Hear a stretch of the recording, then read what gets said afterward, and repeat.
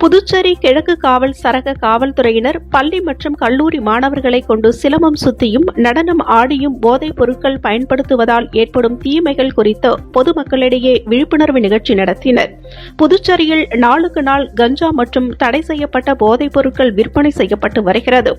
இதனை கட்டுப்படுத்த ஆபரேஷன் விடியல் என்கின்ற பெயரில் காவல்துறையினர் அவ்வப்பொழுது சோதனைகள் நடத்தி இதுபோன்ற தடை செய்யப்பட்ட பொருட்களை விற்பனை செய்கின்றவர்களை கைது செய்து வருகின்றனர். மேலும் இதனை இளைஞர்கள் பயன்படுத்துவதால் அவர்கள் உடலில் ஏற்படும் தீமைகள் குறித்து பல்வேறு சமூக அமைப்பினர்கள் மாணவர்கள் தொடர்ந்து விழிப்புணர்வு ஏற்படுத்தி வருகின்றனர். இந்த நிலையில் புதுச்சேரி கிழக்கு காவல் சரக காவல்துறையினர் சார்பில் புதுச்சேரி லால் பகதூர் சாஸ்திரி சாலை அண்ணா சாலை சந்திப்பில் பள்ளி மற்றும் கல்லூரி மாணவர்களை கொண்டு போதைப் பொருட்களால் ஏற்படும் தீமைகள் குறித்தான விழிப்புணர்வு நிகழ்ச்சி நடைபெற்றது. இந்நிகழ்ச்சியில் மாணவர்கள் சிலம்பம் சுற்றியும் நடனம் ஆடியும் நாடகம் நடித்தும் கையில் பதாகைகளுடன் போதைப் பொருட்களை உட்கொண்டால் ஏற்படும் தீமைகள் குறித்து பொதுமக்களிடையே விழிப்புணர்வு ஏற்படுத்தினர். இதனை ஏராளமான பொதுமக்கள் கண்டுகளித்தனர்.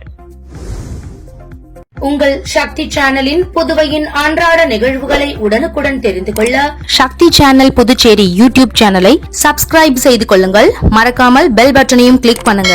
ஷேர் பண்ணுங்க, லைக் பண்ணுங்க. உங்கள் சக்தி சேனல்.